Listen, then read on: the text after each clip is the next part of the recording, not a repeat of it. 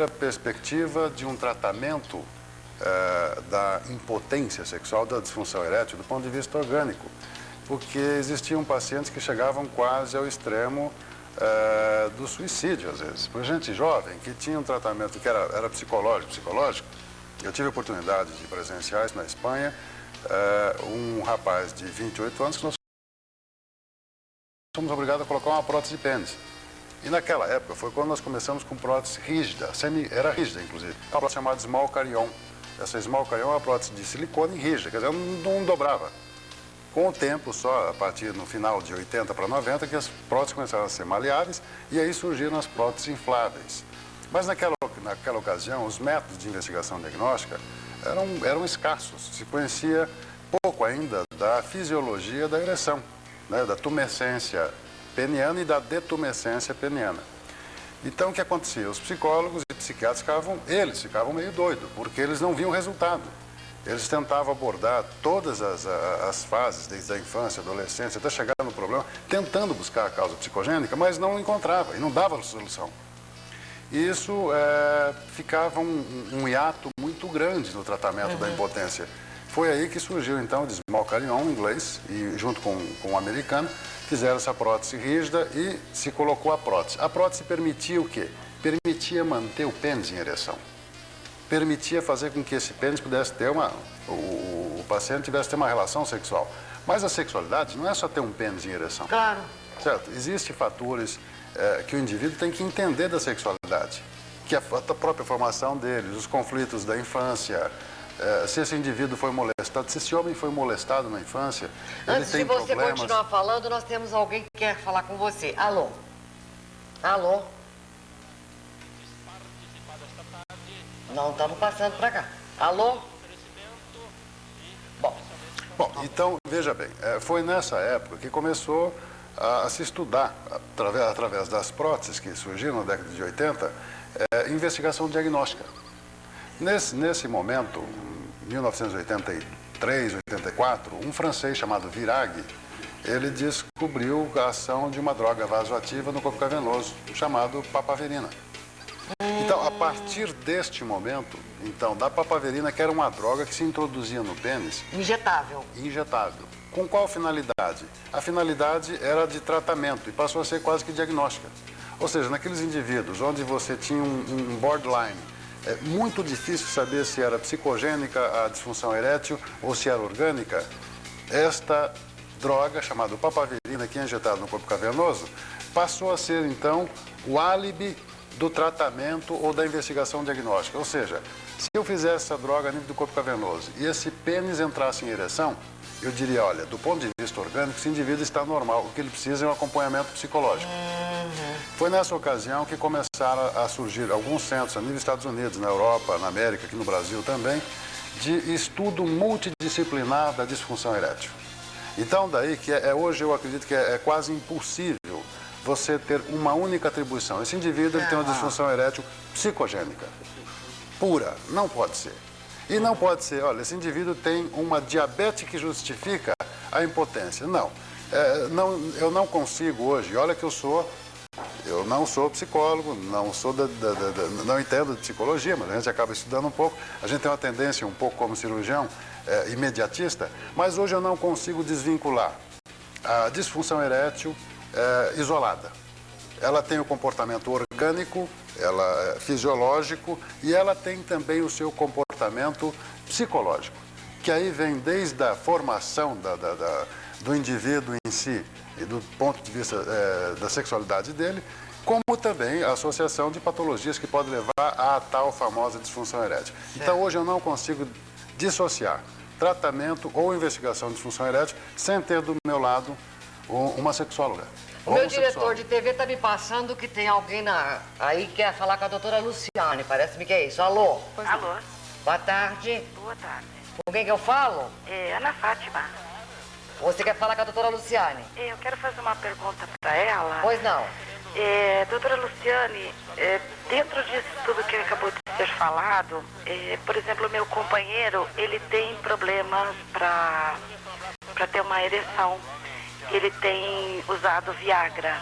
Correto. E como vocês falaram aí, impotência psicológica, como é que funcionaria? Ele vai ficar dependente do Viagra? E como é que seria esse tratamento psicológico? Ana Fátima? Ana Fátima, é o seguinte, realmente o medicamento Viagra, ele só é bem utilizável quando existe essa disfunção sexual de base psicogênica.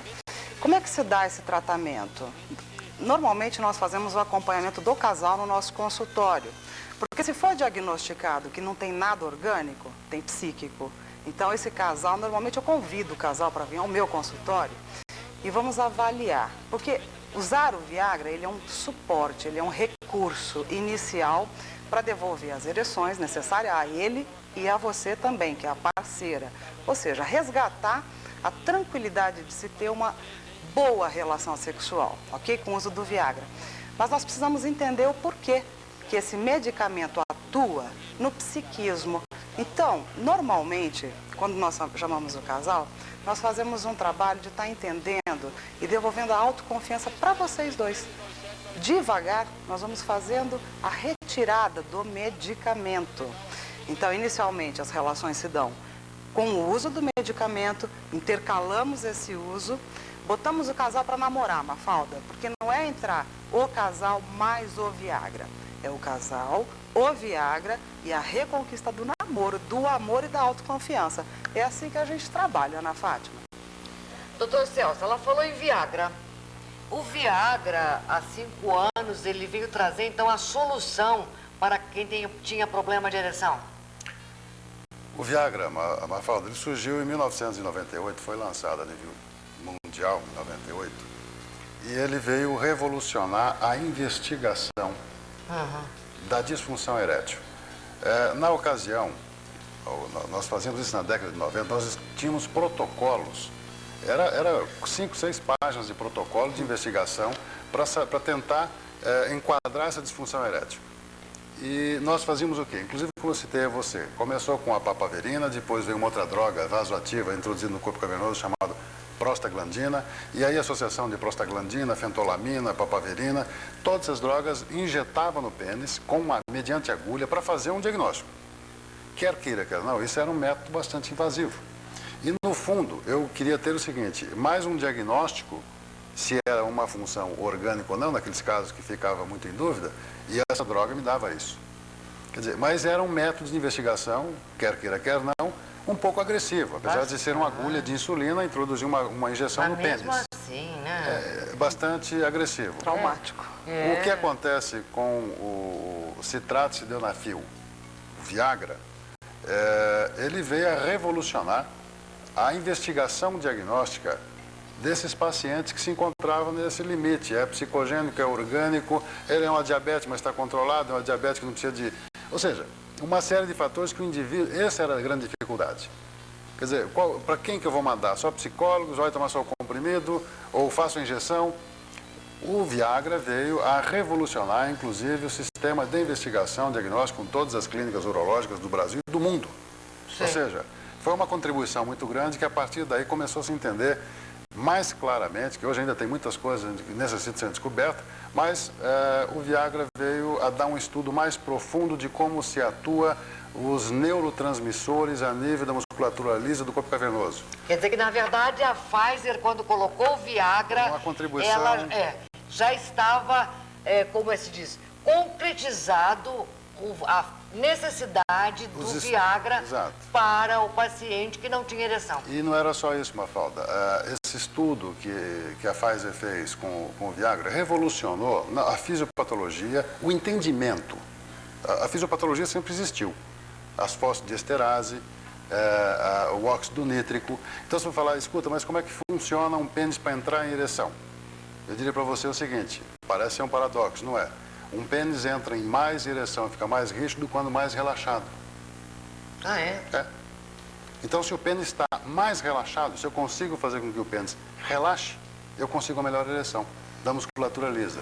Por quê? Porque eu consigo um aporte sanguíneo melhor, as lacunas, elas se preenchem, o pênis se distende, ele comprime as veias com a própria parede do túnel, vamos dizer assim, do corpo cavernoso, e consegue a ereção. E tem uma droga chamada fosfodiesterase, que essa provoca o contrário. O óxido nítrico, ele é estimulado pelos órgãos do sentido, uma série de coisas, que vai levando à ereção. O óxido nítrico libera uma outra substância chamada GNP cíclico, que dentro da célula da musculatura lisa, ele inibe a redução do cálcio e faz um relaxamento da musculatura lisa. O Viagra atua, o citrato de sildenafil atua em dois mecanismos, estimulando o óxido nítrico e, ao mesmo tempo, inibindo uma enzima chamada fosfodiesterase. O que faz essa enzima? Essa enzima, ela degrada esse tal de GNP cíclico. E faz o quê? Degradando isso daí, ela provoca um relaxamento. O Viagra inibe a fosfodiesterase e mantém a musculatura lisa mais relaxada e, consequentemente, uma facilidade maior de ereção. Então, isso veio modificar muito a fisiologia e o entendimento da fisiologia da ereção. Então, a Pfizer contribuiu e muito com a droga. A Fernanda, ela ligou para a produção do programa, ela tem 30 anos. Ela diz que é casada há apenas 5 anos. E o marido dela anda com dificuldades de ereção. Ela gostaria de saber por quê. Na verdade, fica meio difícil saber por quê. Mas ela coloca aqui um fator que eu acho que é desencadeante. Ele está desempregado. Eu preciso saber se é a Fernanda, que tem 30 anos, ou se é o marido, que tem 30 anos. Não, ela tem 30 anos. Ela tem 30 anos. É. E o marido, que idade? Bom, suponhamos que o marido esteja na faixa etária. Vamos te dar um dado mais estatístico. Da faixa etária de 19 anos a 70 anos. Ah, tá. Existe nessa faixa etária de 19 a 70 anos, estudo mostrando que você tem cerca de 48% de pacientes com disfunção erétil, dividido aproximadamente em 26,6% de disfunções leves. Você tem aproximadamente aí, disfunções erétil moderada em uns 9%, 8%, e grave uns 4%. Nessa faixa etária de 19 a 70 anos. Então vai ter um grau muito grande de disfunção erétil. No Brasil, por exemplo, hoje, com a população que nós temos, cerca de 12 milhões de homens são impotentes ou com disfunção erétil. Importante. Gente, mas a estatística é grande. É grande. Ela me põe aí que ele está desempregado. É um fator que, sem dúvida... Desencadeante. Desencadeante total. Vamos supor que, inclusive, ele seja hipertenso, tome medicações, mas o fato de estar desempregado, ele tem um componente emocional muito grande, responsabilidade com família, uma série de coisas, que aí entra a doutora Luciane, no ponto de como é que o indivíduo desempregado pode ter uma boa atuação sexual. Quer dizer que leva a um estresse violento. Exato. E o estresse libera uma substância chamada adrenalina. E essa adrenalina, o que ela faz com os vasos a nível do pênis? Ela fecha. Começa por aí. A atuação da adrenalina no corpo cavernoso. Certo. Então, ela fecha. Só por isso já é um fator. Já diminui e já leva a hipertensão pelo próprio estresse.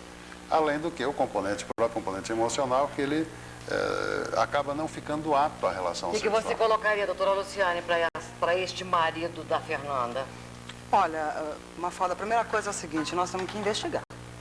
Porque eu já vi paciente diagnosticado pelos doutores aqui com 19, 20, 25 anos. Jovem assim? Jovem assim, com uma disfunção orgânica. Tá bastante sério isso. Não existe um achômetro, Fernanda, na sexualidade. Ou é, ou não é. Então, a primeira coisa, você procure conversar com o seu parceiro sobre isso e investigar. Você só vai ter certeza do que ele tem investigando. Isso é buscando uma ajuda médica. Indo no médico, ele vai pedir uma série de exames, enfim. E aí, olha, não tem nada. Não tem nada? Tem sim, é psicogênico. Esse fato, ele está desempregado, nós psicólogos consideramos a perda do emprego tal qual a perda de um ente querido. E isso é bastante sério, porque no grau de estresse é o número 10, digamos. Perder o emprego, perder alguém da família, perder um filho. Hoje nós classificamos assim. Porque a correria do dia a dia faz com que esse estresse aumente e a potência geral não exista. Então a primeira coisa, busque uma ajuda, uma solução, uma resposta para esse problema. O que está acontecendo? É orgânico ou é psicogênico? E tem solução, viu, Fernanda? Tranquiliza aí. Mafalda, só por curiosidade. Eu estou vendo que até agora quem ligou para o seu programa foram as mulheres. Mas tem um homem aqui agora querendo saber. Então tá bom. Então, vamos responder, depois eu quero fazer um comentário a respeito. Porque é o seguinte, a mulher hoje, com toda